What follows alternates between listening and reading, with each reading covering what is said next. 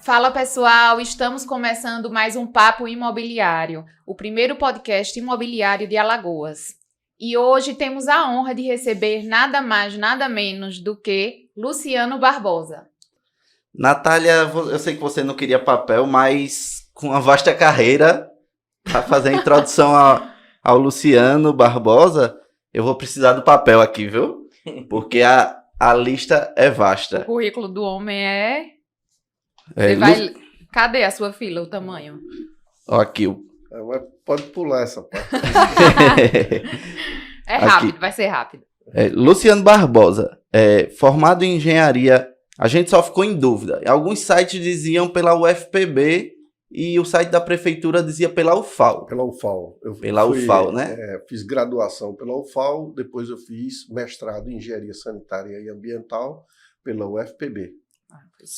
E ainda tem mestrado na Universidade de Colômbia, nos Estados Unidos, em economia. Em economia. Não é isso? Isso mesmo. Também foi secretário de Educação, secretário de Finanças e secretário de Saúde Municipal de Arapiraca. Foi também secretário estadual dos Transportes e Obras e secretário de Administração do Estado. Atuou como coordenador do programa de desligamento voluntário, o famoso PDV, secretário de Planejamento e Orçamento do Ministério da Justiça, ministro da Integração Nacional, foi prefeito da cidade de Arapiraca nas gestões de 2004 e 2008, presidente da Associação dos Municípios de Alagoas, a AMA, vice-governador de estado na gestão de 2015 e 2018, enquanto vice-governador também comandou a Secretaria de Educação do estado e atualmente exerce o cargo de prefeito de Arapiraca. Vasto currículo, né, prefeito? É pela idade também, né? Tinha que estar fazendo alguma coisa a vida toda. Ainda tem mais coisa aí, eu acho que que a gente não mencionou, né? Não mencionou, a gente teve que dar uma resumida. Uma resumidazinha. Para ter uma ideia da educação, né, de Arapiraca até hoje, são 30 anos, né? Foi em 1992. Exato. Então já... Tempo que trabalhava lá com minha 30 mãe. Foi. Né? Eu lembro. A Osana chegou lá. Aí assim, eu ainda era criança, né? Peraí. Verdade. Muita gente costuma dizer que a pessoa, quando tem uma carreira muito promissora, teve sorte. Eu penso que a sorte, ela acompanha os competentes. Então, se a pessoa tem uma lista dessa, principalmente no ramo público, atuou como prefeito e foi reeleito como prefeito com 91% dos votos. Ou seja, uma pessoa que tem uma votação dessa, eu acho que ela tem uma competência muito vasta. Eu não conhecia o prefeito, mas chegando a Arapiraca já ouvi falar muito bem das suas gestões aqui em Arapiraca. E eu acho que só tem E eu acho que é quando a gente se predispõe a realmente fazer aquilo que a gente sonha, né? Até por onde a gente mora. A minha mãe dizia muito, e diz até hoje, né? O Luciano é um visionário desde sempre. Desde que eu trabalhava com ele lá em 92, 93, tinha coisas que ele via que era muito assim, muito além já, muito além daquele tempo. E ele concretizou. E ainda tem muita coisa que ele vai fazer que eu sei que ele vai fazer, porque a maioria ele já fez, mas eu sei que ainda vem muita coisa. Então, você tinha essa visão lá atrás, você foi lá e fez, né? Eu acho que tudo que você faz na vida, você tem que fazer com amor, né? Tem que fazer com o coração, querer fazer, se dedicar, ter foco. Você veja, qualquer um de nós, a gente passa metade da vida no trabalho, se quiser sobreviver. Então, como você passa metade da vida no trabalho, você tem que passar metade da sua vida fazendo o que gosta. Tem que abraçar o que gosta, trabalhar no que gosta. Porque imagina o que é você ter um trabalho que você não gosta. Você vai viver a vida inteira num trabalho que você não gosta. Então, é uma vida dura, né? Então, eu acho que você ter a oportunidade, porque também não é fácil, não é todo mundo que tem a oportunidade de fazer aquilo que gosta. Eu tive algumas oportunidades na vida e aquelas oportunidades eu agarrei com unhas e dentes, né? E me dediquei porque gosto disso. A primeira coisa que eu acho que a gente tem que fazer é incentivar as nossas crianças a estudar, não é? Porque eu acho que o principal problema do Brasil é a desigualdade social. E implica em tudo, até Sim. o que a gente vai conversar sobre o mercado imobiliário. Com certeza. Se você tem uma distribuição de renda muito ruim para o mercado imobiliário, isso não é bom. Você não consegue produzir produtos que coloquem no mercado para as pessoas comprarem, porque as pessoas não têm dinheiro.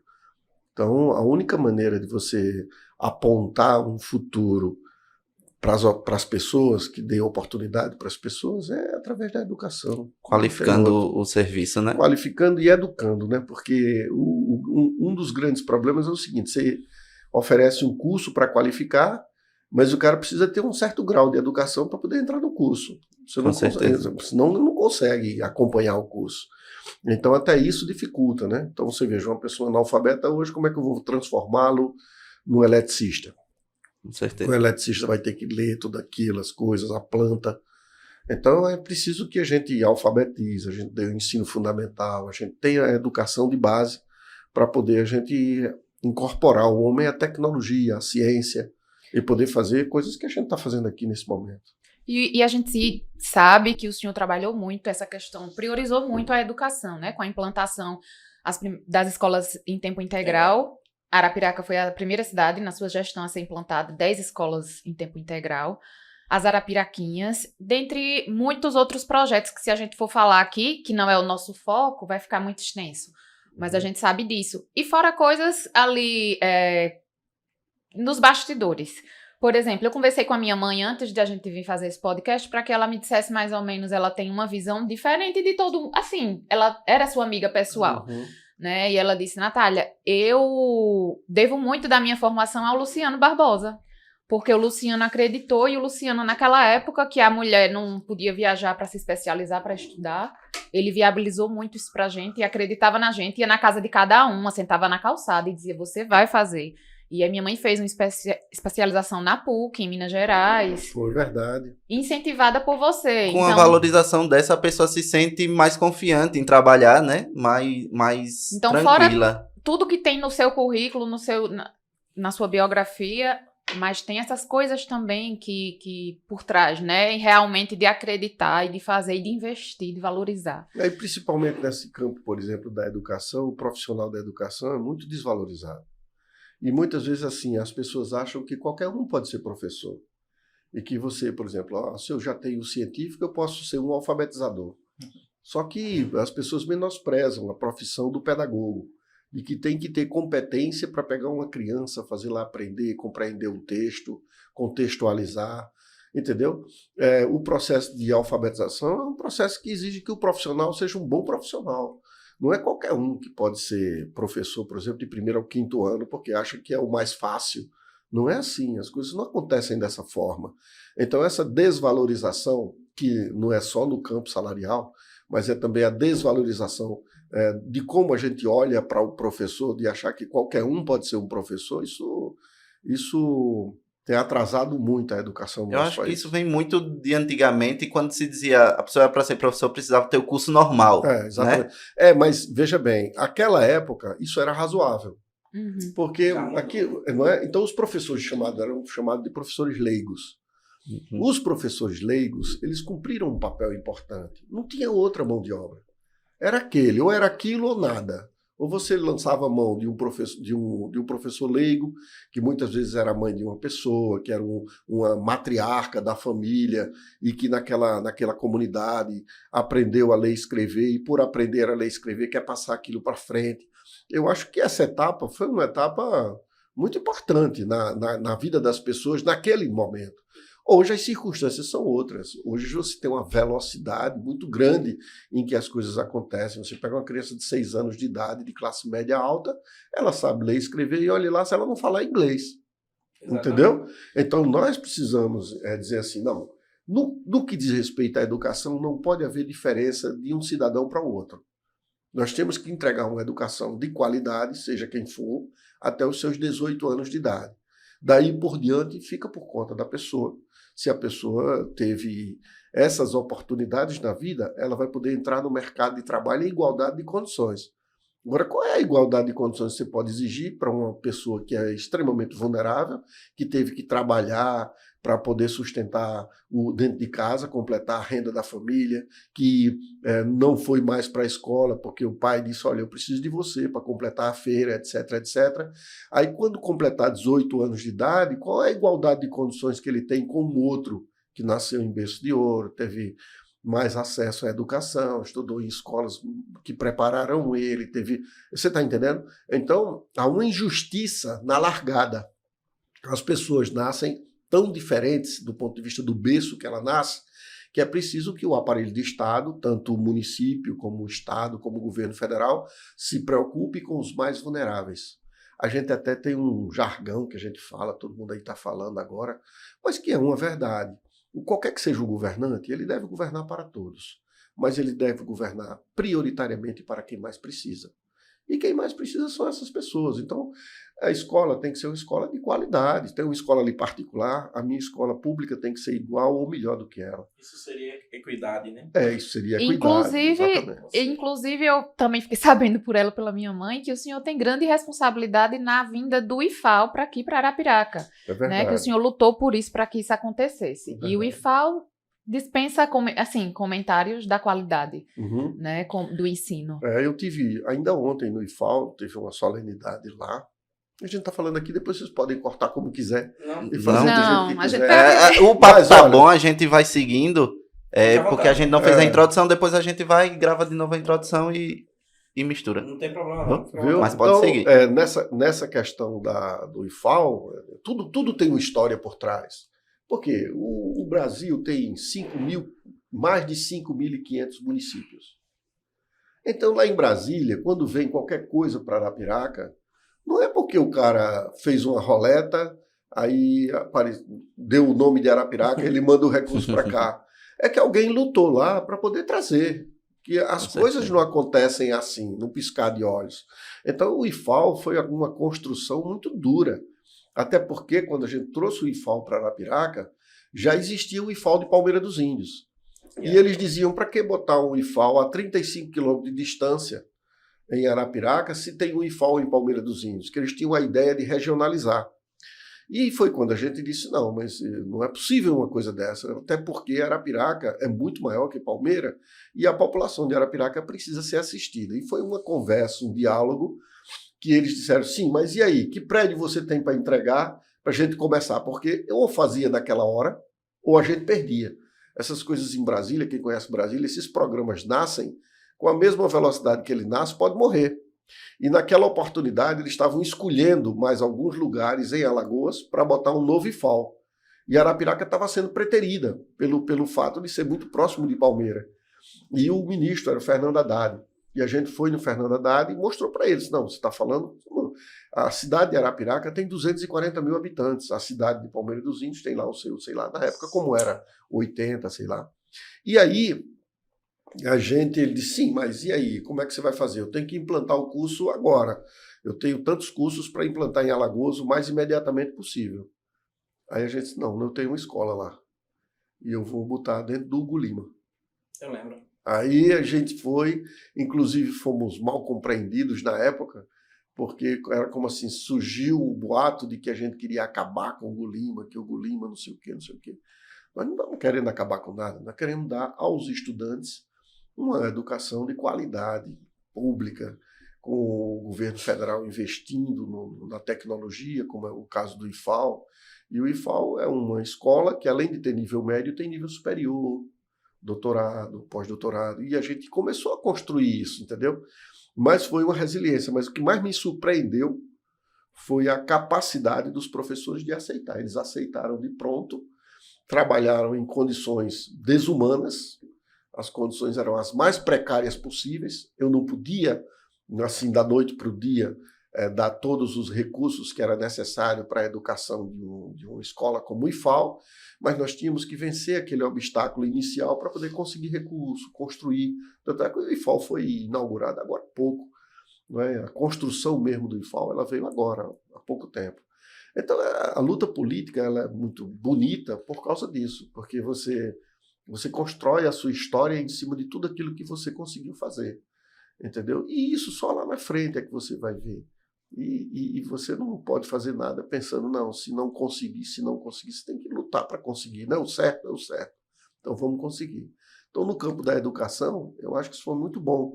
O UFAL também. A UFAL a gente travou uma batalha muito grande, inclusive para trazer o curso de medicina. Ninguém acreditava que fosse possível trazer o curso de medicina para Arapiraca. E a gente lutou muito. A Ana Deise era reitora, a gente conversou muito com ela sobre isso, e a gente conseguiu trazer o curso da UFAL. A própria UFAL. A UFAL a gente lançou aqui com o presidente Lula. Ele veio a Arapiraca lançar a interiorização das universidades federais, aqui em Arapiraca, para o Brasil inteiro. E aí a gente teve a UFAL, foi quando foi lançada a pedra fundamental da UFAL. Isso tudo, esses investimentos todos, para a gente... Você vê que tudo que a gente faz na vida, nada é assim compartimentalizado. Tudo, uma coisa tem a ver com a outra. Esses investimentos todos servem muito bem de estudo e de ampliação do mercado imobiliário. Sim. Exatamente. Com certeza. Com certeza. E a assim, cidade de Arapiraca cresceu muito. Eu tenho pouco tempo de Arapiraca, mas a gente viu um crescimento muito grande. De Arapiraca, alguns anos atrás, foi um boom. A gente falava até em Arapiraca ser a próxima capital de Alagoas. Eu acho que isso fortalece muito essa educação que teve aqui. As indústrias vieram para Arapiraca. E um dos motivos para eu vir para Arapiraca foi o boom imobiliário. Quando eu visitei Arapiraca pela primeira vez, eu disse, poxa, aqui é um lugar tão bom, tem tantos empreendimentos sendo construídos simultaneamente, então aqui o mercado tá bom. E a gente estava trazendo a nossa imobiliária para aqui na época, que é inclusive uma multinacional, a gente estava se instalando aqui, e eu fui convidado para vir para Arapiraca por causa disso. Nós aproveitamos muito bem aquele programa Minha Casa Minha Vida. Nós construímos perto de 10 mil casas aqui, só nos meus 2 mandatos. Impressionante. Para você ter uma ideia, só para citar, para você ver a quantidade de casa. Aqui no Brisa do Lago são 2 mil casas. Em frente a ele tem o Vale do Perocaba, que são 1.000 casas. Aí depois você tem aí o Agreste, que é perto da Universidade Federal, tem o Nossa Senhora Aparecida, que é no caminho do... Então tem o Conjunto do Servidor, que esse foi o primeiro que eu fiz. Aliás, não foi o primeiro, foi o segundo que eu fiz. O primeiro foi ali no Planalto, naquela região do Planalto, perto da igreja, onde é a Coab Velha. A gente ampliou, construiu aquelas casas também. Então, foi um crescimento muito grande, mas Arapiraca tem um problema muito sério. Nós precisamos melhorar a qualidade do mercado imobiliário. Tanto do ponto de vista da prefeitura, ela se organizar mais, ter mais normas técnicas, que possam possibilitar um crescimento mais ordenado, quanto do lado do mercado mesmo, daqueles que são empreendedores e que estão ou fazendo loteamento ou construindo casas, porque uma cidade ela é para todos, ela não é uma cidade assim para aquele empresário, ela é uma cidade onde o empresário, nós somos como se fôssemos um chefe de condomínio, um síndico. Nós temos que tomar conta dali de uma maneira que todos possam viver naquela cidade. E para isso é preciso ter norma para todo mundo. Nós não podemos admitir que um determinado empreendimento possa, por exemplo, poluir o Lago da Perocaba. Não posso permitir. Inclusive, o senhor já antecipa até algumas perguntas, assim, alguma pergunta, né? Algumas colocações nossas. Em relação a essa questão justamente da lei municipal. A lei municipal, se não me engano, é de 2001, né? Existe algum estudo para atualizar esse código, tendo em vista que ele ficou defasado, temos aí 2 décadas, mas uma evolução enorme nesse setor, no setor imobiliário. E o que talvez foi posto em 2001 não é a realidade atual. Dentre eles, a gente vê até a questão dos empreendimentos verticais, que eu não sei se Arapiraca tem uma legislação específica para isso.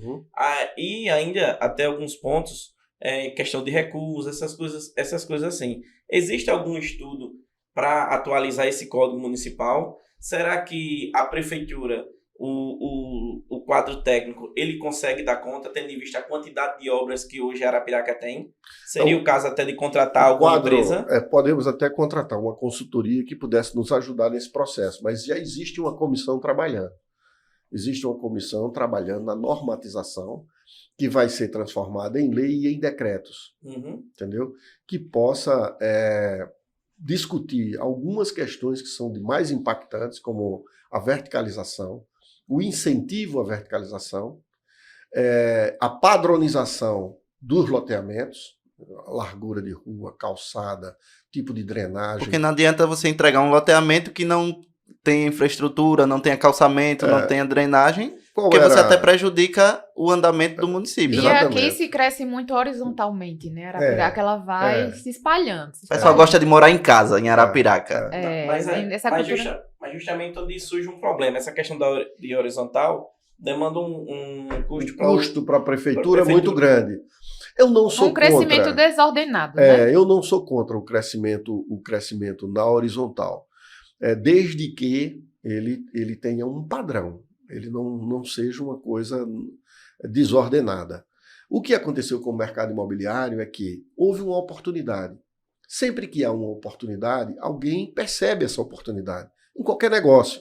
Uns no logística, outros no supermercado, outros, cada um vai percebendo e vai investindo o seu recurso naquilo que ele acha que é uma oportunidade. Houve uma oportunidade no mercado imobiliário. O que era que não havia no mercado imobiliário? Profissionais que entendessem do mercado imobiliário. Se você pegar as pessoas que investiram inicialmente, isso não está errado, as pessoas que investiram inicialmente foram decisões delas próprias, elas não tinham uma formação para o mercado imobiliário, eram pessoas empreendedoras. Sim. Ora, e do lado da prefeitura, como era um fato relevante e novo, não estava preparado para dizer, Calto, peraí, nós temos que dizer a você que a calçada vai ser desse jeito, o recuo vai ser assim, a largura da rua vai ser essa, eu tenho que ser tantos % para a área institucional. A área institucional não é onde você quer, é onde o poder público acha que é mais conveniente para construir a escola, para construir o posto de saúde. Então, como havia essa desorganização de um lado e do outro, Arapiraca pagou o preço de crescer desordenadamente. Então, nós precisamos agora dizer, alto lá, vamos sentar todo mundo. Vamos organizar essa... Aqui ninguém é contra ninguém. Era justamente essa pergunta. Esse caso que o senhor disse que já estão montando um estudo, seria o caso de discutir com os envolvidos do setor imobiliário? Claro, tem que discutir. Tem que discutir. É assim, e no intuito, né, de tornar uma cidade melhor, de você fazer, de ter um contraponto à visão, talvez, daquele técnico, do gestor, claro, uma pessoa dizer, ó, isso pode ser dessa forma e chegar a um consenso. Claro. E outro ponto importante, até a gente tem discutido outra vez na reunião, essa questão da prefeitura fazer não é função dela ensinar, né? Mas fazer uma atividade, uma oficina educativa, né? Porque, como o senhor mesmo falou, começou do empreendedorismo de pessoas, às vezes, que não têm conhecimento. A gente sempre fala, né? A gente tem muito construtor e pouca construtora. Né? São pessoas que empreendem realmente. Mas esse não é um problema só da cidade de Arapiraca. Eu vejo como o Brasil como um todo. Geralmente as cidades elas vão crescendo e quando vão crescendo elas vão se adaptando àquele crescimento. A gente vê muito, vamos dizer, lá em Maceió, tem vias muito estreitas e com o tempo eles vão estudando, os engenheiros de tráfego vão querendo alargar as vias. A gente tem um problema muito grande de saneamento básico. Mas você veja, por exemplo, só para dar um exemplo para você, em Arapiraca houve, num determinado período, uma involução. Por quê? Você pega os bairros mais antigos, por exemplo, Novo Horizonte é um bairro antigo, as ruas são largas. São largas. No São Luís I é um bairro antigo, as ruas são largas. Entendeu? Então, o que houve no mercado, talvez, foi assim, as pessoas pensavam mais em quanto é que eu vou lucrar por metro quadrado do que ter um pensamento regulador, aí a prefeitura que tem que entrar, para dizer, alto lá, a gente quer que você ganhe dinheiro, não tem problema nenhum. Eu acho que isso é saudável e é estimulador. Agora, isso tem um limite. Eu não posso querer que você queira ganhar dinheiro e fazer uma rua que o coletor de lixo não entra. Houve um aquecimento exacerbado do valor do metro quadrado, do valor do solo, para que pudesse ser feito esses loteamentos. Esse loteamento também aumentou, consequentemente ocasionou tudo isso. O pessoal esquecia muito da qualidade de vida também, de quem ia morar naquela região. Pensava só no lucro, porque quem está vendendo não vai morar ali. É o lucro sobre lucro, né? Então a gente tem que pensar nas pessoas. É outra coisa que é importante, quem é gestor público, dizer o seguinte, olha, a cidade, que às vezes a gente fica pensando, olha, temos que fazer, as pessoas estão... A cidade não foi feita, por exemplo, para os carros. A cidade foi feita para as pessoas. Nós temos que pensar nas pessoas. Como as pessoas se mobilizam, como as pessoas saem de um canto, qual é a mobilidade que existe dentro dali, do local de trabalho para o local de moradia, do local de trabalho, do local de moradia para a escola, do local de moradia, qual é a acessibilidade que ele tem à unidade básica de saúde. Então, você precisa dar conforto à população. Um problema muito grande é das pessoas com deficiência, né? Que hoje em dia a gente não tem uma padronização das calçadas. Aí eles acabam tendo que ir para as vias para não andar nas calçadas, porque uma é mais baixa do que a outra, uma tem um piso diferente da outra. Exatamente. Eles acabam se arriscando no meio dos carros porque eles não conseguem transitar nas vias.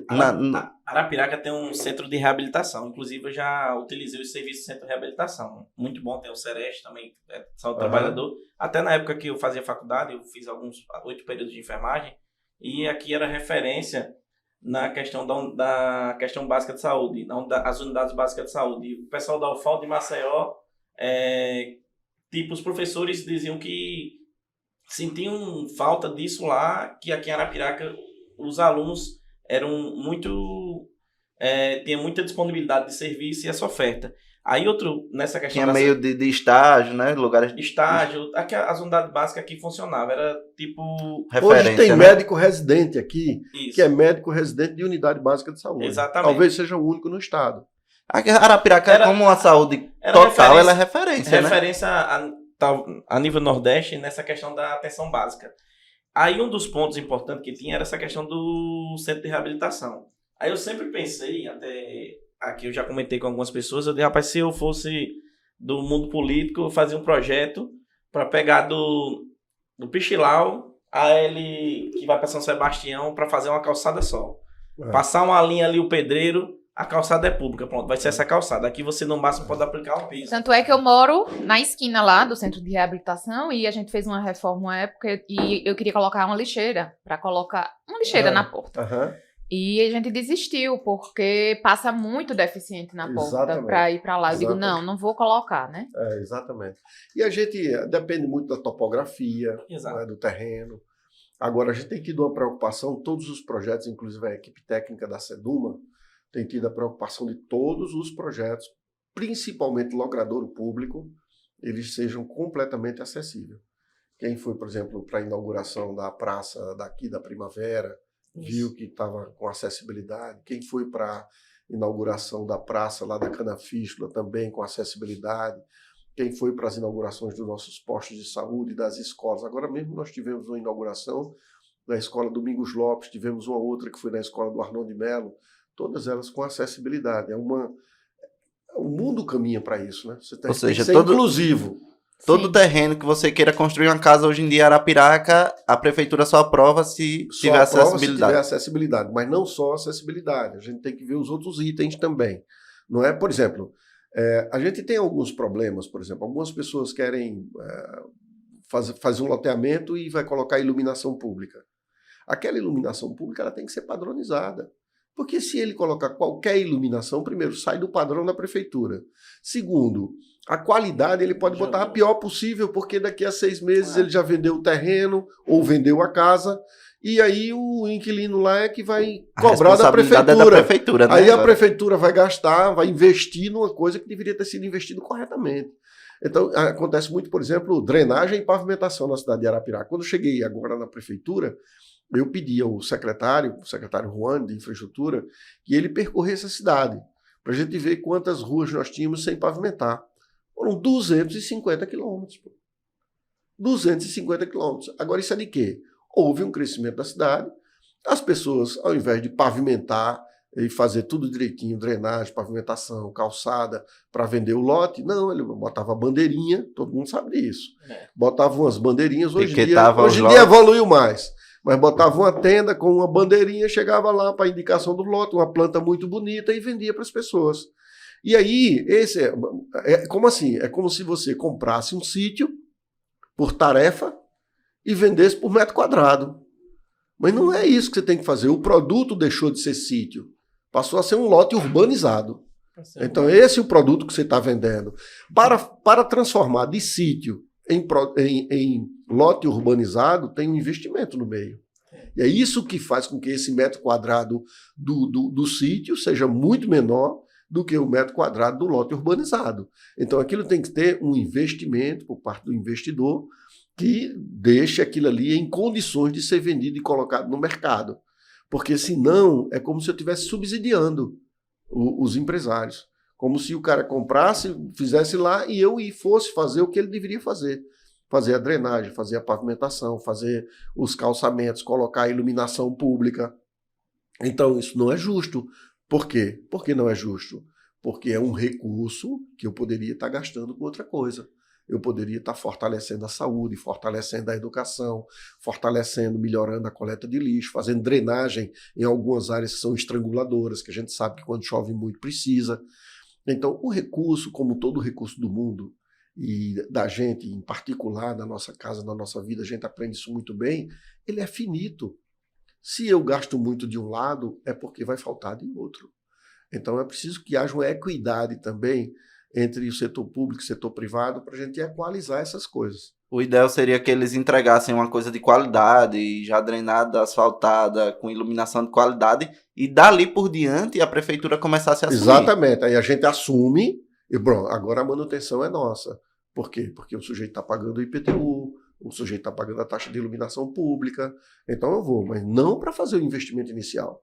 Aquele investimento inicial pode ser quando o poder público quer induzir o desenvolvimento de uma determinada região. Por exemplo, tem todo um planejamento para isso, né? Por exemplo, a gente ontem assinou uma ordem de serviço que vai fazer com que ali na ladeira do Claudionor, até a Canafístula, todo aquele miolo ali, que é uma mata, aquilo ali dos crocodilos? Exatamente. Aquilo ali vai ser o quê? Ali vai ser uma área de proteção ambiental. Então, para que não haja invasão, a gente vai fazer uma pista do lado do São Luís, do mesmo jeito que foi feita uma pista do outro lado, ali por onde passa na Adifima. E refazer aquela pista aquela pista que está estragada. Refazer a pista que está estragada e fazer uma outra do lado de cá, para poder confinar o espaço que a gente quer que ninguém avance sobre ele, para que ele seja uma área de preservação. Vocês já estão prevendo um possível problema e antecipando essa solução. Exato. Quer deixar os jacarezinhos, os bichinhos resguardados, né? Prefeito, esse boom que o Eduardo falou, no imobiliário a gente viu, e o senhor também disse, né, da quantidade de casas que foram feitas. Lá nas suas 2 primeiras gestões, foi uma coisa realmente incrível. Eu e Sidney, a gente acompanhou muito de perto, de dentro, né? E realmente Arapiraca nunca mais foi a mesma depois disso. E depois das suas gestões, Arapiraca deu uma capengada, né? Sofreu um bocado. E agora a gente percebe que ela volta a crescer. É uma das cidades do Nordeste que mais cresce. E será que a gente pode, mesmo com esse cenário que a gente tem nacional, mundial, de pandemia, guerra, economia, esperar por um novo boom imobiliário? Porque o mercado imobiliário, ele cresce, ele está em ascensão no cenário nacional. Mas, assim, será que com tudo isso aqui em Arapiraca a gente pode esperar realmente uma reaquecida forte nesse sentido? Veja bem, primeiro você colocou muito bem, né? Nós temos as questões nacionais que também interferem, nós vivemos no mundo e somos submetidos a tudo que acontece no mundo. Vai bater no preço do feijão, no preço da carne, no preço da gasolina. O que a gente teve na pandemia de aumento dos insumos do mercado da construção civil é uma coisa inacreditável, é absurda. Né? O aço subiu muito, tudo. O fio por conta do cobre. Deixa eu te dizer. Agora, eu não tenho dúvida de que vai aquecer. Só que a gente tem que estar mais preparado do que nós estávamos para que nós possamos crescer com qualidade. Isso eu acho que é o grande desafio que nós devemos ter. Por quê? Nós estamos construindo aí aquele Hospital Ágape, não é? Que é o hospital da Unimed. Nós estamos construindo o Hospital Metropolitano do Estado, que já começou ali perto do Motel Garden. Isso, do lado. Exatamente. Tem um outro que está sendo construído ali perto do Lago da Perocaba. Só isso aí são 3 equipamentos importantes na área de saúde. Eu achei interessante o Hospital do Amor, que foi entregue, referência no câncer, vir para Arapiraca. Maceió não tem uma estrutura dessa. Pois é, agora onde é que eu quero chegar? Aumentou muito o número de varas da justiça. Então, nós temos Arapiraca hoje como um grande centro de serviço. E as pessoas serviço de saúde, né? Serviço na área do direito. Então, o número de juízes hoje é muito maior, o número do Ministério Público presente. O que é que eu quero dizer com isso? Está vindo para cá uma classe média Sim. que não tínhamos ela. E que ela vem para cá com novas exigências para o mercado imobiliário. A gente sente isso, o aluguel, procura de aluguel. Essa nova eu posso exigência... falar por conta própria. Eu estou em Arapiraca há cerca de 3 meses. Eu vim aqui principalmente por esse boom imobiliário, fui chamado para trabalhar aqui, mas eu vim também por causa da área da saúde. Eu vi que Arapiraca já tinha tanto hospital e estava vindo tanto hospital, porque minha esposa ela é da área da saúde. Ou seja, eu não podia pensar só em mim. Eu vi essa área crescendo tanto em Arapiraca e Arapiraca sendo referência em várias áreas da saúde. Então eu vim com ela, ou seja, eu não vim sozinho para Arapiraca. Que isso explica também um boom imobiliário. As pessoas estão vindo e estão trazendo suas famílias para cá. Então, eu vejo que a Arapiraca só tem a crescer nesse mercado. Eu acho que isso aí vai gerar grandes oportunidades numa faixa salarial que não era a faixa salarial da época que eu fui prefeito. Na época que eu fui prefeito, era a faixa de renda mínima, que era a faixa que pegava o Minha Casa Minha Vida, e que foram construídas perto de 10 mil casas só nessa faixa. Então, e é evidente que os empresários também fizeram para outras faixas, aproveitando o financiamento que a Caixa Econômica dá. Mas hoje a gente já tem uma realidade que suporta novos investimentos, inclusive na verticalização, porque o público pode ser mais adaptado à verticalização do que era antes. Então, o rapaz que ele foi para Recife, estudar em Recife, para fazer medicina, muito provavelmente ele morou num prédio de apartamento. Ele não morou numa casa. E aí, quando ele volta para cá, muitas vezes, e na área da saúde você sabe que isso acontece, o sujeito trabalha 2 dias em Arapiraca, 2 dias em Maceió, 1 dia em Rio Largo. Então, é próprio da área da saúde que exista isso. Então, o sujeito vai investir em Arapiraca, vai querer ter um apartamento. Eu não sei que perfil de apartamento é. Aí vocês que são do ramo, vocês têm que fazer uma pesquisa de mercado. Mas é lógico que vai haver uma demanda por isso. Exatamente. A gente já entende que vai ser uma tendência natural à verticalização. Só que aí já surgem outras situações. Inverte o custo da prefeitura. Ao invés de ela expandir com posto de saúde, busca de lixo, ela vai para a questão dos efluentes, que é o saneamento, que sai muito caro para o município. O que é que o município pensa em relação a isso? Excelente pergunta. E ainda temos outro problema. Alguns loteamentos que a gente acompanha, que os empreendedores fizeram as estações de tratamento, eles tiveram uma dificuldade, ou arrumaram até assim, um problema para fazer a entrega a casal essas estações de tratamento. Não sei se porque não cumpriu a regra, alguns dizem que é porque a casal tem problema, não está recebendo. Aí, nisso tudo, como é que vai ficar quando começar a verticalizar, sendo que vai existir uma necessidade do saneamento básico, que é bem mais caro do que outras infraestruturas, né? Primeiro você está completamente certo. Não é? Esse é o grande nó que a gente tem que desatar. É um investimento que exige muito recurso. Eu desconheço uma prefeitura que consiga fazer isso, porque não tem receita suficiente para fazer esse investimento, e provou-se ao longo do tempo que não dá para fazer isso com emenda orçamentária. Eu vou só explicar aqui como é a emenda orçamentária. A emenda orçamentária você consegue, digamos, 10 milhões por ano. Se você for fazer o esgotamento sanitário da cidade de Arapiraca, como preconiza a técnica, você vai gastar aqui uns 150, 200 milhões de reais para fazer o básico. E isso daí não dá para fazer de 10 em 10. 15 anos. Entendeu? Não dá para fazer de 10 em 10. Aí criou-se aquele programa de aceleração do crescimento, foi aquele PAC. Entendeu? Tudo bem, ele foi uma tentativa de fazer projetos estruturantes não terem solução de continuidade, que eles fossem feitos do começo, meio e fim. Mas se provou que, no caso de governos, como nós temos, graças a Deus, uma democracia vigente, os que estão no governo hoje não são os mesmos que estarão no governo amanhã. Então, isso não perdura, é muito complicado.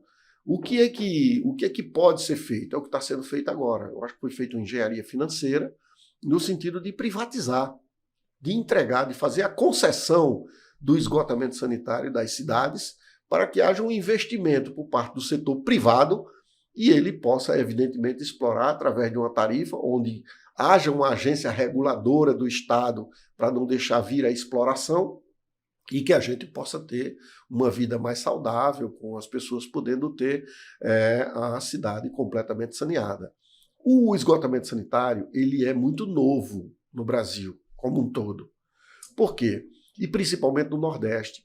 Porque o Nordeste, o Brasil como um todo, as escolas de engenharia, por exemplo, até a minha geração, ensinava mais abastecimento d'água do que esgotamento sanitário, porque nós não tínhamos água.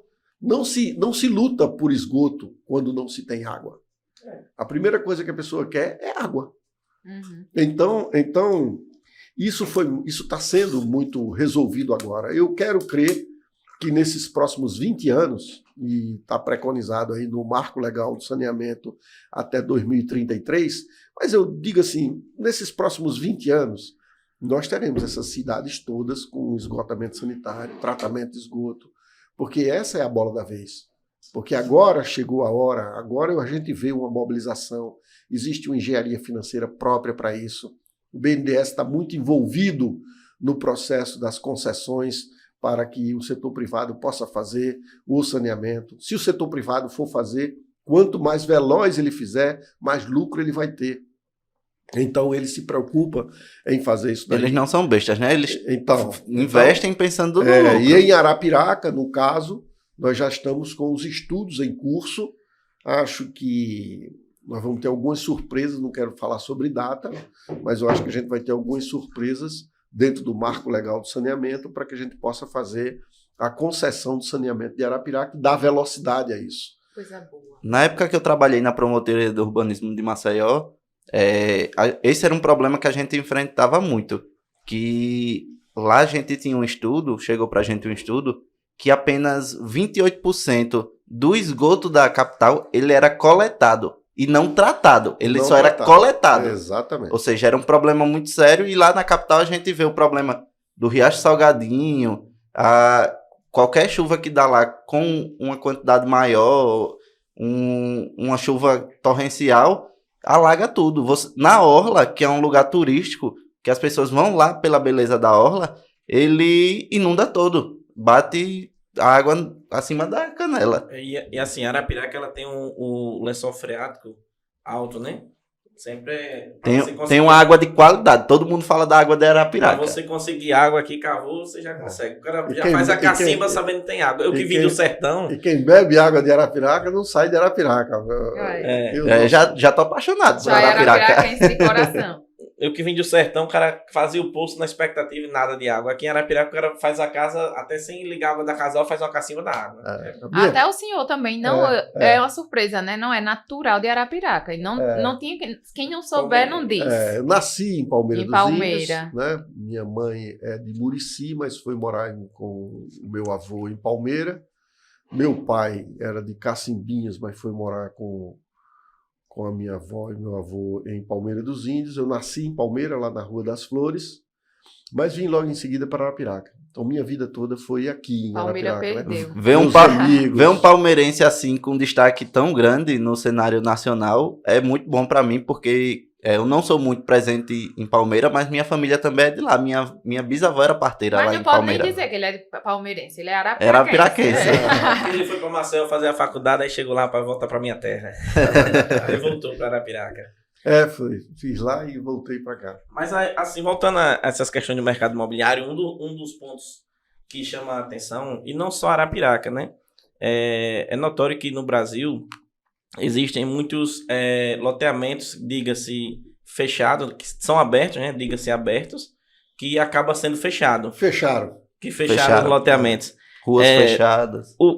Nesse ponto, o que a prefeitura pensa para resolução dessa situação que uma busca por segurança, né? Que causa uma insegurança em quem fez seus investimentos. Tendo em vista que essas pessoas também, elas pensaram na questão da insegurança para ter a segurança e na questão econômica, na valorização.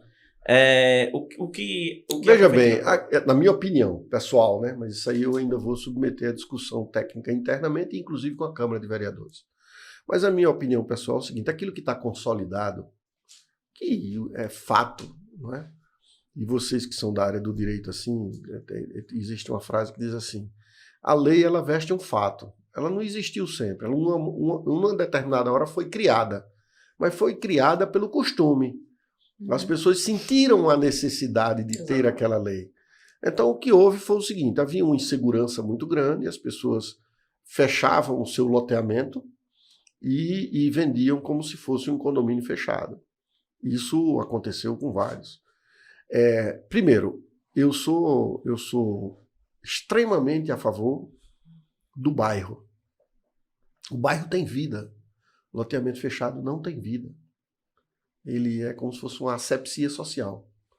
Não tem ali uma vendinha, não tem ali o mercadinho, não tem ali o lugar onde a banca de revista, onde você vai comprar a sua revista.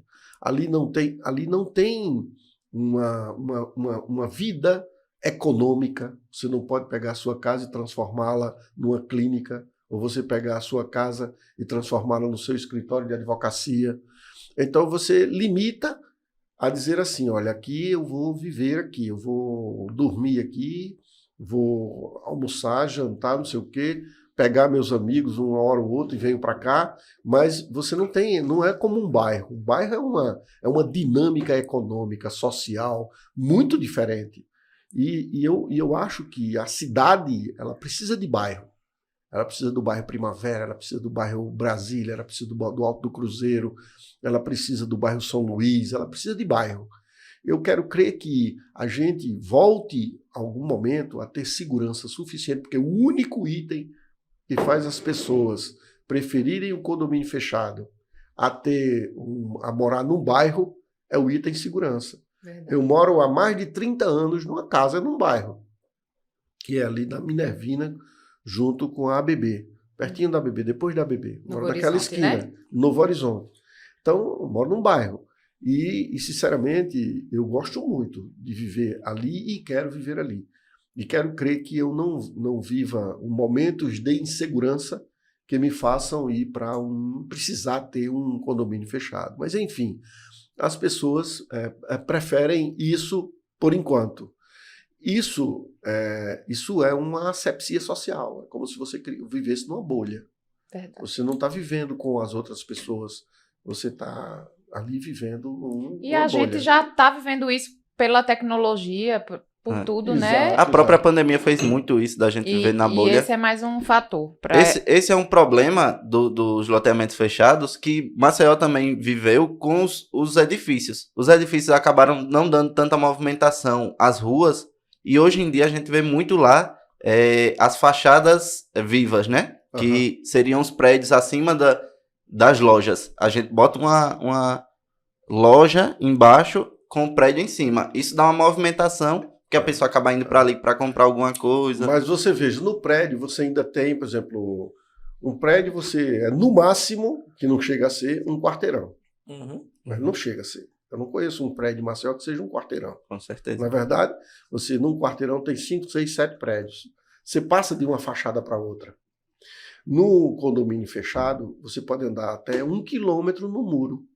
Não, e no prédio você cruza com o vizinho no elevador. Aí você imagina, tudo bem, você está na segurança sua, né? Do lado de dentro. Mas e quem está do lado de fora?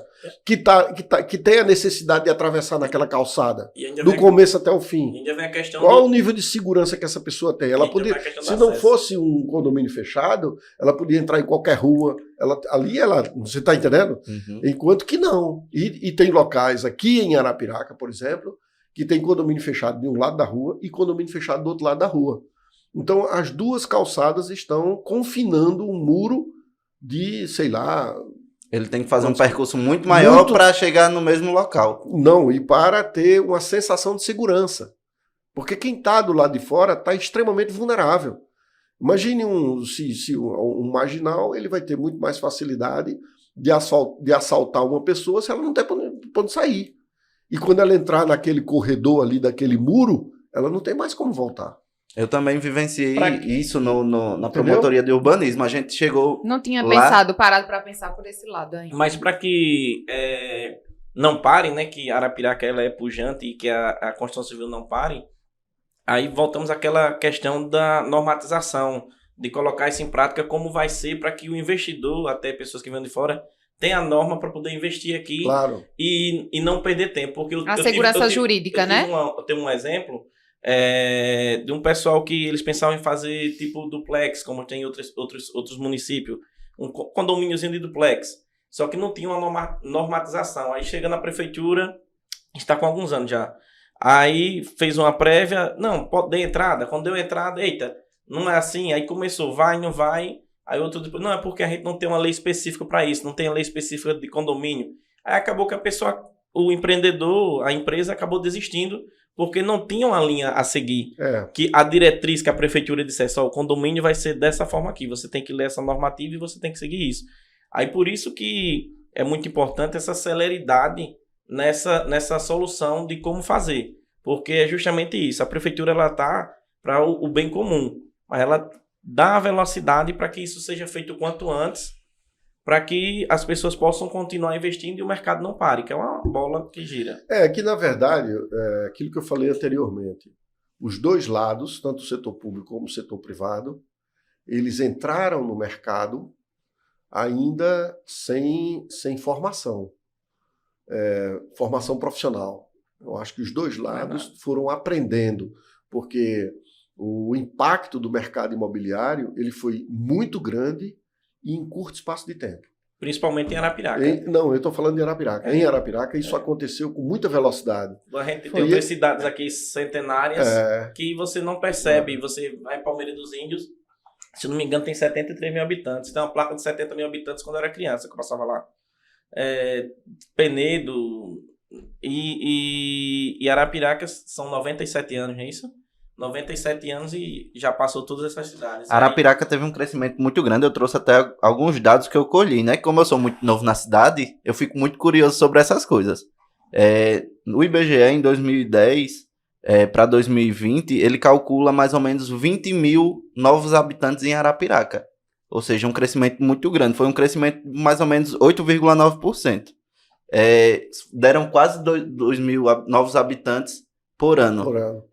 Eu queria saber também se isso é mais benéfico para a cidade, porque, querendo ou não, mais habitantes, a gente vai circular melhor a economia, a prefeitura vai ter um ganho em TBI, em impostos sobre os produtos, serviços, ou se esse crescimento muito rápido, ele causa um prejuízo, porque a prefeitura vai precisar investir muito mais em saneamento, em habitação, em qualidade de vida. Eu acho que as duas coisas, né? Por exemplo, quando eu fui prefeito pela primeira vez, em 2005, quando eu fui prefeito pela primeira vez, quase não existia casa naquela região da Massaranduba, Planalto, Bom Sucesso. Depois da L220, era muito pouca coisa que tinha lá. Eram grandes proprietários, grandes assim, para os padrões de Arapiraca, eram pessoas que tinham pedaços de terra e tinha sua casa e morava lá. Não, ali era sítio pra Não gente, é verdade? Então, ali onde eu moro, o máximo que nós tínhamos ali do outro lado era a Coab velha. Se não me engano, a Coab nova. A Massaranduba são 11 loteamentos que surgiram de 2005 para cá, que foi justamente na gestão do senhor. Pois é. Aí, sendo que 2011, 2012 foi quando já estava no final, né? Deu também uma... Até onde eu moro é muito pouco habitado ainda. Eu moro ali por trás do Chama. Só tem basicamente o meu condomínio ali. Mas é justamente novo o parcelamento do solo ali por quem tinha. Aí por isso que não...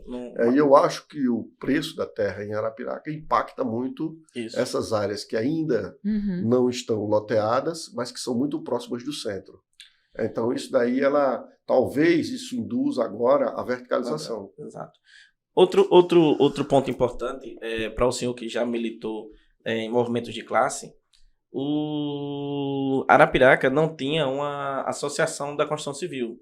E está para sair esta associação, onde ela vai reunir todos os setores, todas as ramificações do setor. Construtor, corretores, despachantes, engenheiros, arquitetos, entre outros. O que é que o senhor acha dessa associação no geral?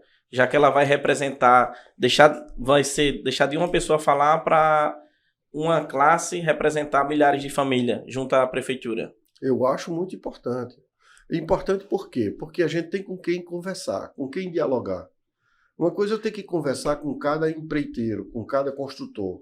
E a outra coisa é eu conversar com o porta-voz deles, com a pessoa que faz reuniões com eles, que sabe o sentimento deles. Então você conversa com uma categoria ou você conversa com várias categorias afins, você está discutindo já o problema mais mastigado. Então é natural que você consiga ter mais resposta o mais rápido possível, porque você vai no âmago da questão.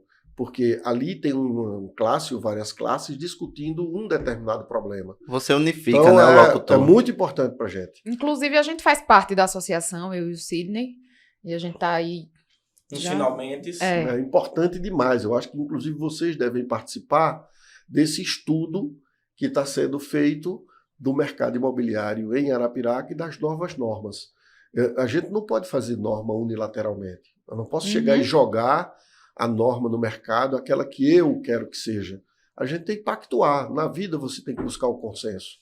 Então vai ter coisas que vocês vão dizer, não, isso aí é complicado para a gente. Inviabiliza, e né? você vai dizer assim, e você vai me mostrar coisas que eu não estou vendo. Sim. Porque ninguém Quem sabe tá no tudo. dia a dia sabe mais do que... Exatamente. E era isso que eu queria falar, assim, a gente vê, Luciano, muitos projetos já tomando forma, já em execução, como o Centro de Convenções, revitalização do Lago da Perucaba, esses diversos hospitais aí que estão sendo construídos, entre outros, inúmeros.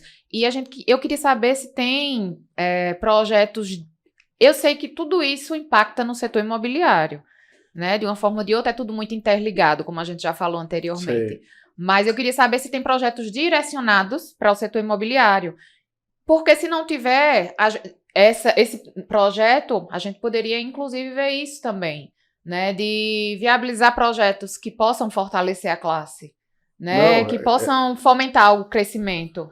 Eu acho que esses projetos, por exemplo, projetos estruturantes. Eu acho que uma coisa que vocês querem saber, por exemplo, que têm o direito de saber e devem interferir no processo para ter, digamos assim, para você investir com mais segurança, essa questão do saneamento. Então, acho que isso aí vocês deveriam acompanhar o passo a passo que a prefeitura tem dado no sentido de viabilizar o esgotamento sanitário. Porque isso abre um leque de opções para vocês e vocês precisam saber, primeiro, se é verdade, se a coisa vai acontecer. Se a coisa vai acontecer, você toma um caminho. Se a coisa não vai acontecer tão cedo, você toma outro. Então, a decisão sobre o seu investimento depende muito do nível de informação que você possui. E você pode investir errado porque você possui informações erradas.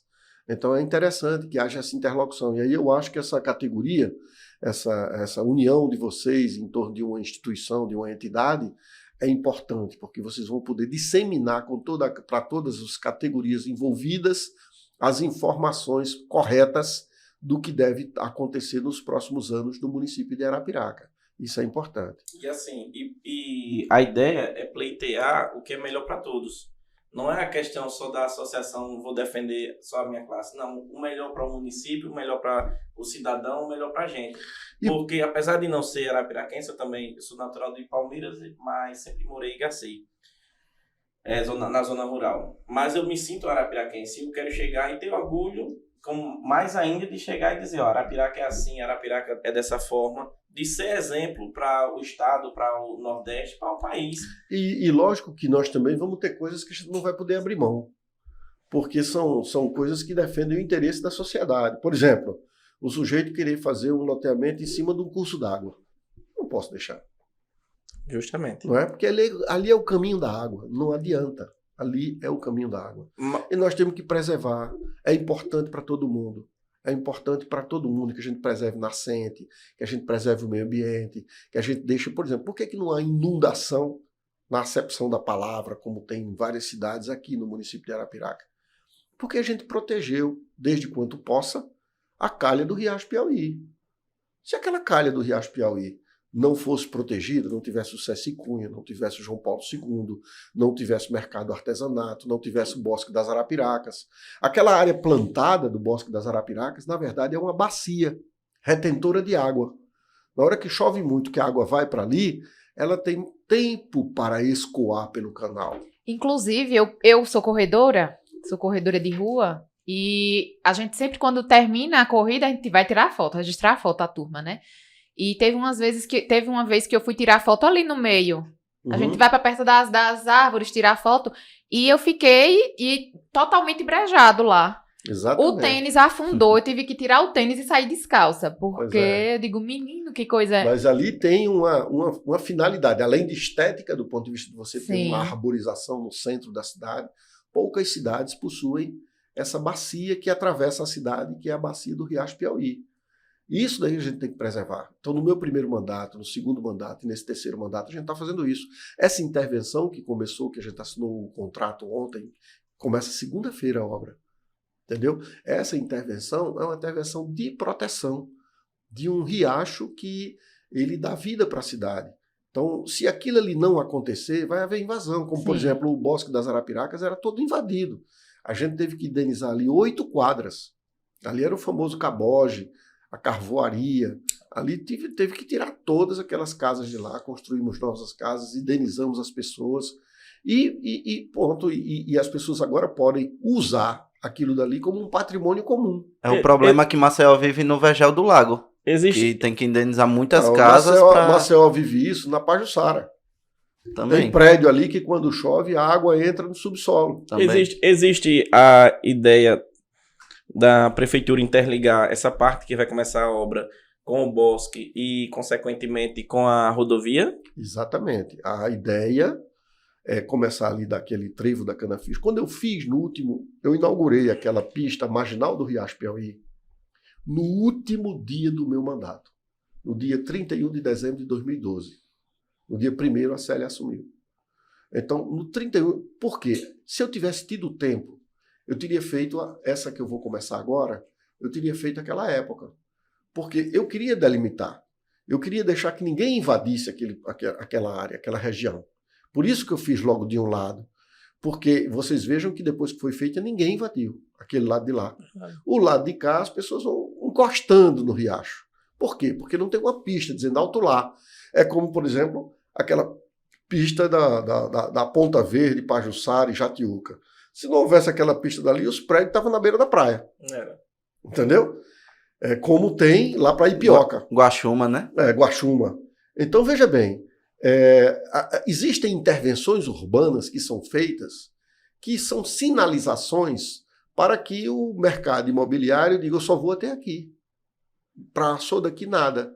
Então, por exemplo, eu teve, não vou citar nome de empresa nem nada, mas teve empresa que a gente conversou e eu fiquei muito feliz porque o empresário entendeu que eu deveria, você vai ter que abrir mão de um pouco de você para todo mundo. E a gente vai passar a pista do lado de cá, cortando determinadas coisas que precisam ser cortadas para que aquilo tudo ali seja preservado, para que seja um espaço apreciado por Arapiraca, não só por mim, pelos seus filhos, netos, bisnetos. Até ele vai ganhar ao longo do tempo, né? A cidade ganha porque você chega aqui, você vê uma cidade boa de viver, você vem viver. Ao vir viver, você investe nela, de alguma maneira, ou com o teu salário comprando aqui, ou então como investidor que vai ganhar dinheiro e vai investir em Arapiraca. Eu fico pensando... Então, isso é importante, você vender Arapiraca bem, né? Na verdade, quando a gente faz todas essas intervenções, na prática, eu estou sinalizando para as pessoas do Brasil inteiro, olha, é bom morar em Arapiraca. Você quer vir para cá, investir? É subliminar isso daí. É bom morar em Arapiraca, eu já estou morando. Eu fico pensando, e acho que vai ser a curiosidade de muita gente, como é que vai ser essa interligação entre o eu não respondi para você. Deixa eu te dizer. Existem várias propostas. Existe uma proposta de uma rotatória ali, porque qual é o gargalo ali? É a Marechal. Isso. A Rua Marechal, ela é um gargalo, porque a gente sai ali na São Roque, né? Isso. A gente vai até lá, E a Manuel Abreu, a gente entra nela, chega até a pista mesmo, e a gente fica muito limitado, porque eu posso criar um estrangulamento entre a intervenção que nós vamos fazer agora e a Rua Marechal e Rua 15. Então, ali tem algumas soluções que estão sendo estudadas, porque a ideia seria que aquela intervenção saísse no mercado do artesanato, atravessasse ali, entrasse ali pelo canal, que aquela parte, tem uma partezinha do canal que ainda é aberto, Isso. fechava ali também, como é fechado os outros, e a gente entrava ali e saía no Bosque das Arapiracas indo direto. Depois a gente seguiria em frente, atravessava a Brasiliana e saía na AL-220. Essa parte da Brasiliana eu acredito que seja mais fácil, né? Porque não tem aquelas edificações. Ela é mais fácil por um lado. Por outro lado, ela não é tão fácil, porque, como falou aqui a Natália, é uma região muito brejada, é uma região de muita minação. É uma região, porque ali tem um obstáculo que eu não posso mover. A linha férrea. Eu tenho uma linha férrea ali. Então eu tenho que mergulhar e sair do outro lado. Porque a linha férrea ela tem uma declividade muito pequena. O trem não sobe ladeira. Por isso que você, quando olha a linha do trem, ela é toda nivelada. Ela tem uma declividade mínima que ele é aceitável. Parece 2%, não sei. Mas essa declividade mínima, tudo bem, você pode ter. Mas eu não posso, então, levantar a linha do trem para passar, porque senão eu tenho que levantar ela toda. Você vai ter que baixar. Entendeu? Aí eu tenho que mergulhar e sair do outro lado. Não é uma obra fácil de fazer, porque é uma região brejada. Se fosse uma região qualquer, era muito fácil. Mas o senhor acredita, para finalizar essas perguntas desse item, o senhor acredita que consegue fazer nos próximos anos? 3 anos. Olha, eu não vou dizer quando eu consigo, mas tudo que eu começo, eu acredito que vou terminar. Posso até não terminar, né? Mas eu tenho que acreditar no que eu faço. Sim.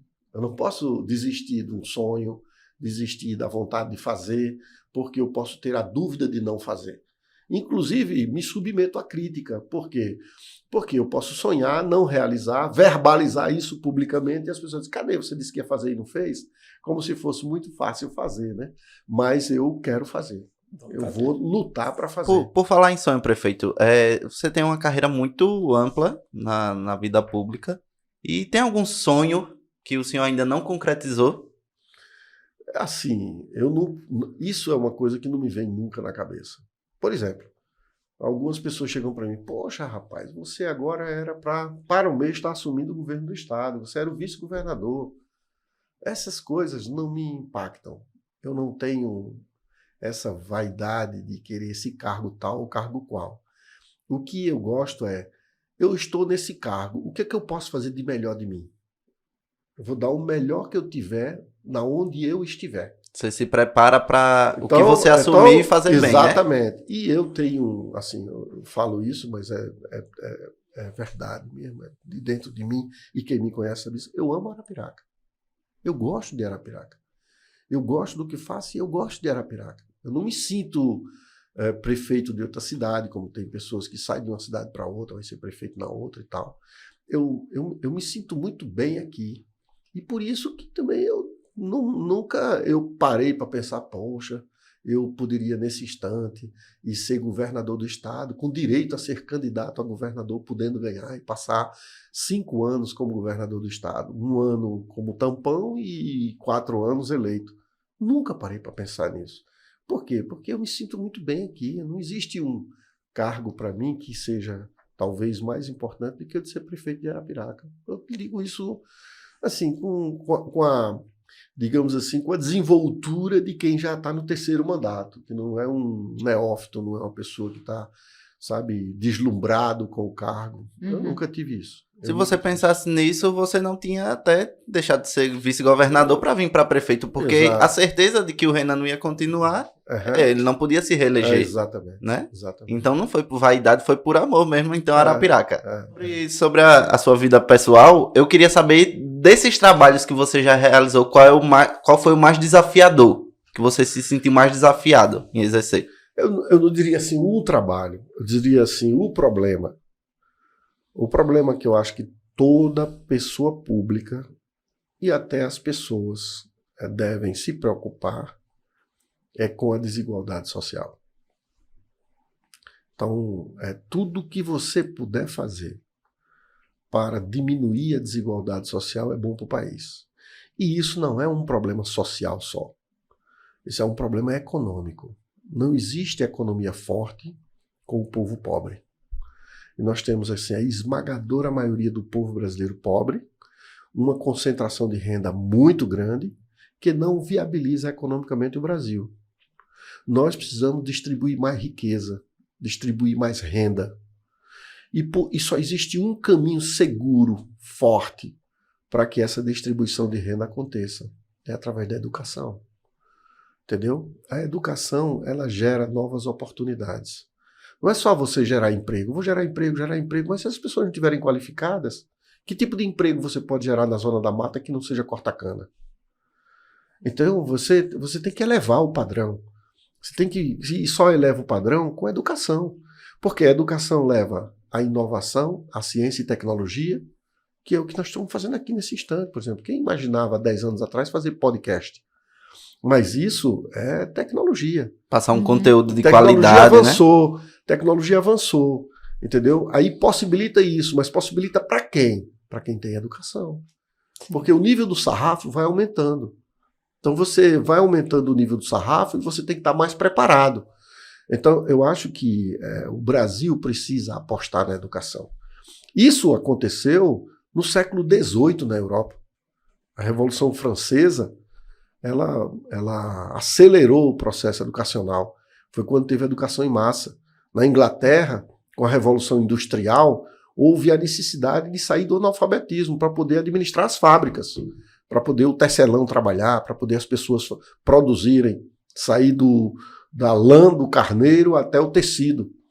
Então, isso daí, esse processo fabril, exigiu que era tecnologia da época, um avanço enorme, você poder fazer isso daí, exigiu que as pessoas o patrão tivesse a necessidade de ter um empregado mais qualificado e, portanto, que soubesse ler e escrever. Então houve um processo de educação na Europa que não houve aqui. Nós somos, por exemplo, metade da América Latina já pensou nisso. O Brasil, você pega o mapa lá, 40, olha o mapa. 47%. Metade da América Latina é o Brasil. Então, qual outro país que tem o litoral que nós temos? Uma costa atlântica que nós temos? Qual outro país que faz fronteira e que nenhuma dessas fronteiras tem litígio? Nós não brigamos com ninguém. Nós não temos guerra há muito tempo. A última guerra que o Brasil enfrentou foi a Guerra do Paraguai. Nós temos aqui todas as condições. O que é que não tem no Brasil? Nós temos petróleo que diziam antigamente que nós não tínhamos. Nós temos ouro, nós temos minério, nós temos tudo que você... E temos uma terra fértil que chove. Então, qual é o problema do país? É a educação. Nós temos muita água, né? Nós temos água, nós somos, né? Somos ricos. Somos a cacimba do mundo. Estava falando em cacimba agora. Então somos a cacimba do mundo. O maior manancial de água doce que o mundo possui, a reserva está no Brasil. Então, qual é o problema nosso? Por que nós não somos tão ricos quanto os Estados Unidos, quanto a Alemanha, quanto o Japão, que é uma ilha que não tem nada? O problema é a educação. Então, e a educação e, com ela, a distribuição de renda. Com a concentração de renda que nós não temos mercado doméstico. As pessoas você tem dificuldade de comprar e vender, porque você não tem gente com poder aquisitivo para comprar o que você possui. Então, isso daí é uma coisa que ou a gente investe pesadamente na educação e leva a sério o processo educacional, e isso não pode ser uma coisa do político. O político ele tem que capitanear o processo, porque a política ela é importante. As pessoas minimizaram a política e tornaram ela uma coisa ruim, feia. Né? O sujeito, o fulano tal é um político, você já olha para ele de outro jeito, já acha que o cara é isso, que o cara é aquilo. Mas a política em si é uma atividade nobre. Você lida com a população, eu lido com a população de 240 mil habitantes, que dependem muito das ações que eu tomar, da decisão que eu tomar num gabinete com meus secretários, da discussão que eu possa travar, da seriedade com que eu possa botar a máquina para girar da prefeitura. Então, isso é importante. Agora, Você não consegue resolver o problema econômico se você não promover ações políticas de distribuição de renda. E a ação mais segura política de distribuição de renda é a educação. Em consequência da educação, vem a ciência e a tecnologia. Inovação. Mas o princípio é a educação. Você não vai incorporar tecnologia à pessoa analfabeta. O máximo que ele vai conseguir é sacar o dinheiro no banco, usar o celular, mas ele não vai fazer Mandar áudio. Mandar áudio. Por quê? Porque não sabe escrever. Sim. Mudando um pouco até do foco, mas voltando à questão lá da Perucaba, que está sendo revitalizada. Em 2007, se não me engano, foi Primavera Festival. Uhum. Desde quando o senhor voltou... Foi o Viva Arapiraca. Foi. Desde quando o senhor voltou ao mandato, a gente tem nesse afastamento social. Mas estamos passando por isso.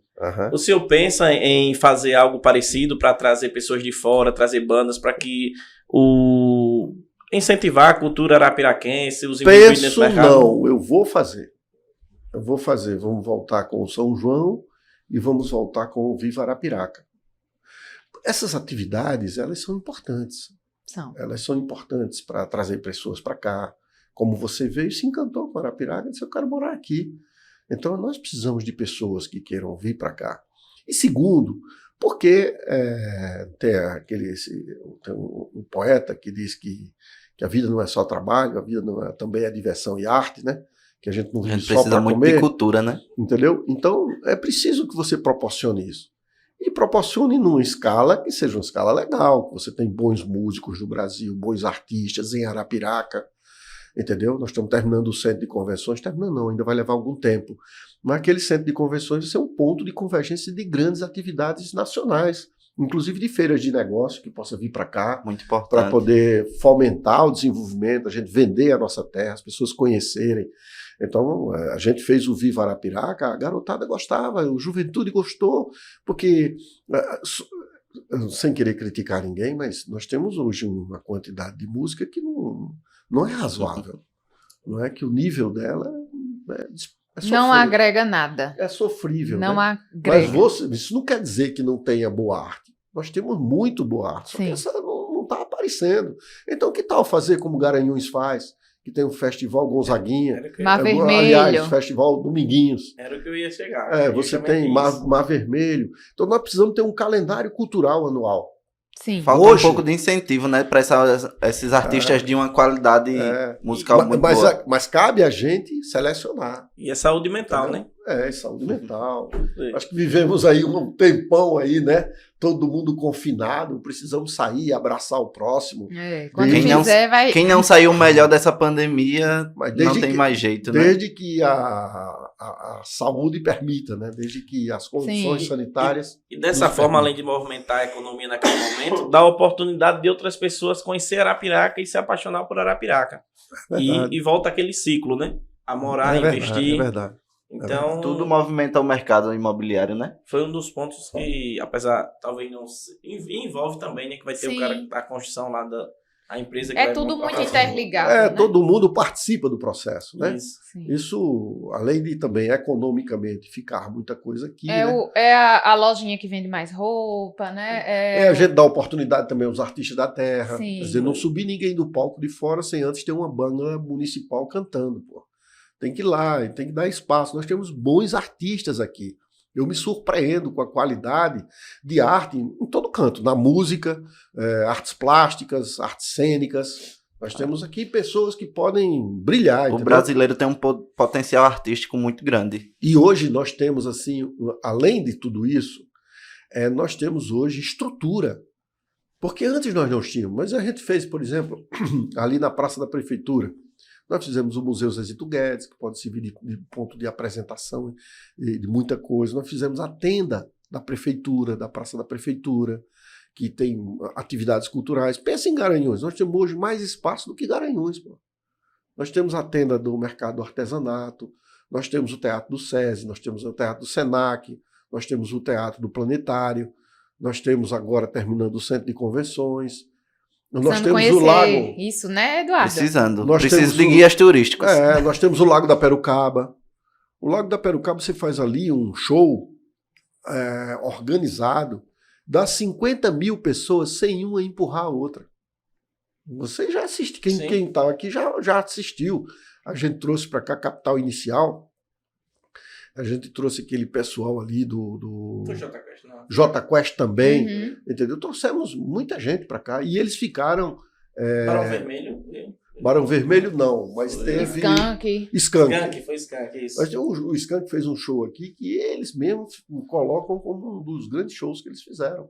O prefeito, falando no Lago da Perucaba, eu vejo também um potencial muito grande para lazer no Lago da Perucaba. Vamos dizer, passeios de barco, de jet ski, Esporte até aquático. eventos ali que a gente tem muito, aquele boat, eventos boat, né, que a pessoa bota o show na água.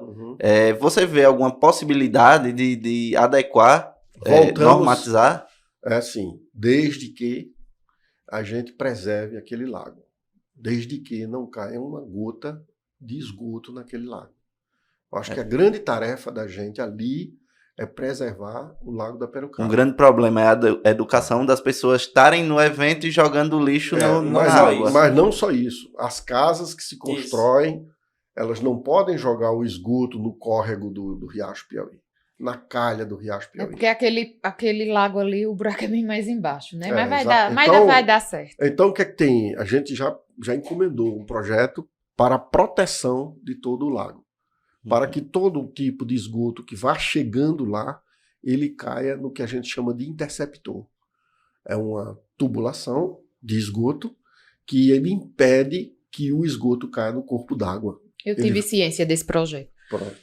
Aí, no caso, desviaria o custo dessa água. Aí desviaria do esgoto, e esse esgoto cairia depois do açude e seria tratado depois do açude. Imagine um pier, lancha, jet ski... Todo mundo... Eu vejo um potencial muito grande para os esportes aquáticos ali no... Ele tem uma beleza plástica muito grande, né? As pessoas não têm noção. Agora nós estamos fazendo a pista de lá. Se vocês passarem lá, está sendo feita a terraplenagem, que é mais uma intervenção urbana que a gente faz, que vai viabilizar mais a habitação, desde que seja feito corretamente. Mas aquilo ali está sendo feito já, a intervenção, se vocês passarem por lá, está tendo um movimento de terra, o pessoal já está fazendo a terraplenagem para contornar todo o lago, para não terminar ali no planetário, como terminava antes. É uma das coisas que, particularmente, eu torço muito para que faça o 360. E, mais uma vez, é importante para não haver invasão. Mais uma vez eu volto àquela questão de que a pista, uma vez feita, ela delimita até onde as casas podem ir. E ela, como já tem uma parte lá, falta só fazer exato. menos de 180 graus. Não sei exatamente quanto, mas, se eu não me engano, são em torno de 5,8 quilômetros. E é uma área que vai precisar de uma ponte, né? É uma área que já está tendo intervenção. Ela é muito pequena a ponte. Vai precisar, mas é uma coisinha... Então não vai... Porque eu ficava pensando na questão da ponte do Cuxo, se... Não. É pequena. E assim, é uma área que já está tendo intervenção imobiliária muito grande e tem muito a crescer ali, né? A região do Perucaba. E o que acontece? O lado de cá já tem... Acredito que já tem a ciclovia, né? Não, a ciclovia vai contornar o lago todo. Isso. Aí você vai ir para... E também para os corredores. Você vai ter um espaço para você não ir todas as vezes para o bosque, você vai poder variar, vai poder ir para Perucaba fazer sua corrida. Você vai poder ir para Perucaba, para o bosque e para a marginal do Riacho Piauí, do lado de cá. Justo. Então tem muito espaço para a Natália correr. Mas eu gosto de diversificar mesmo. A Natália é muito tarefas, é a mulher bombril, é 1001 utilidades.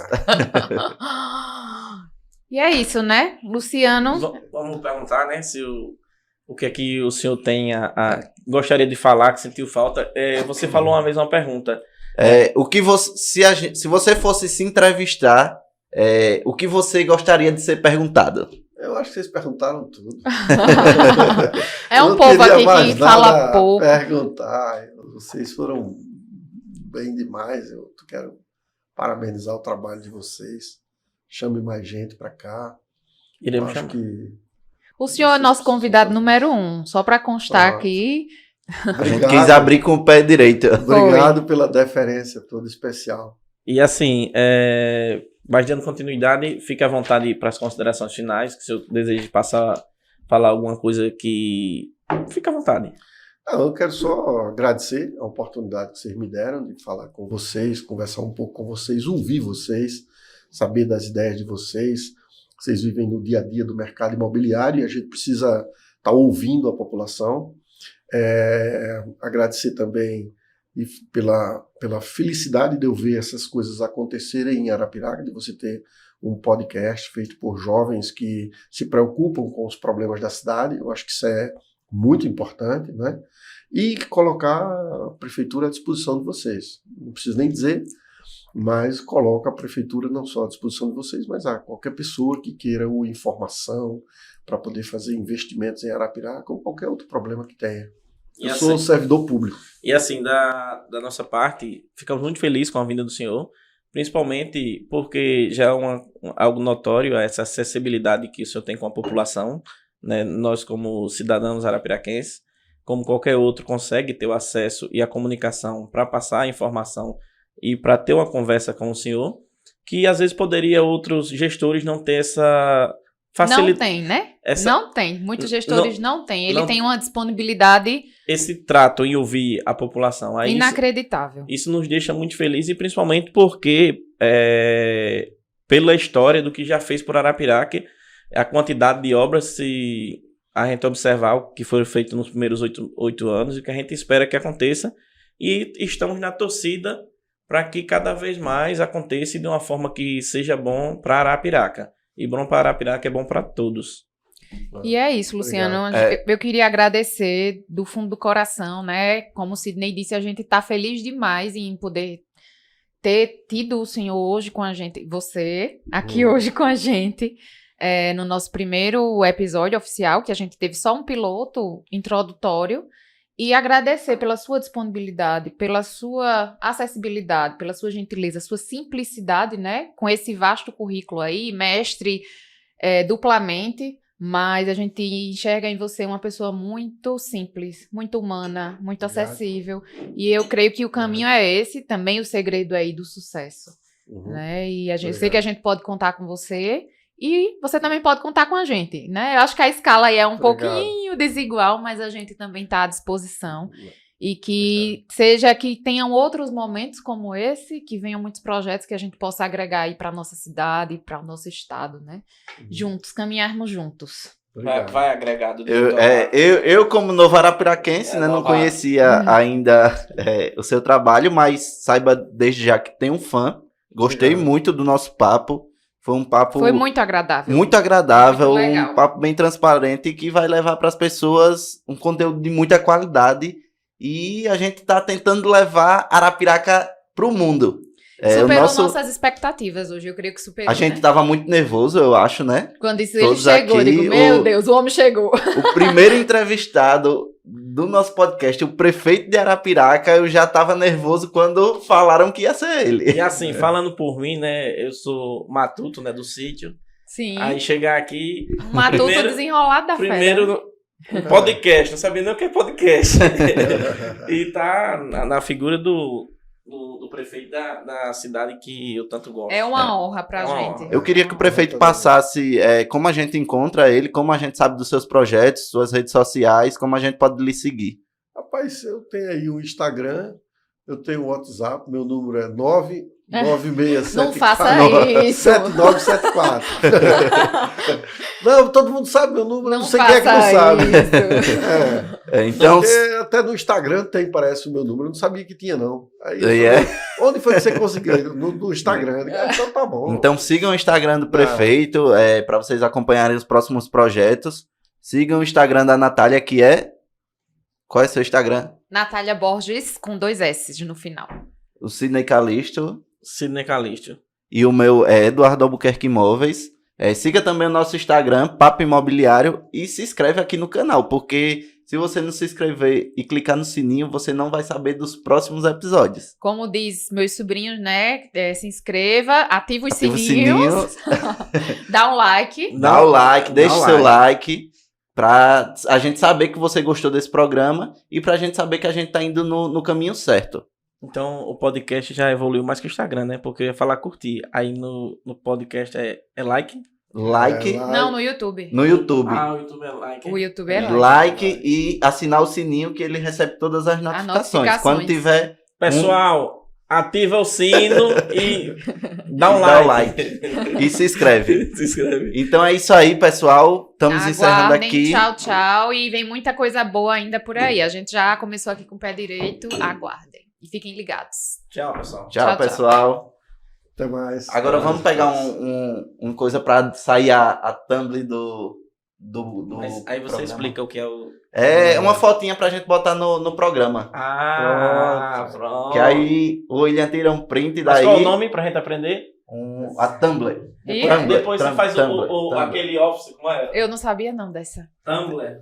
Tira a Tumblr aqui. Só Pose pra foto. Adorei. Gostou? Gostei. Adorei. Que bom, Sempre graças a Deus. Isso aí. Que bom.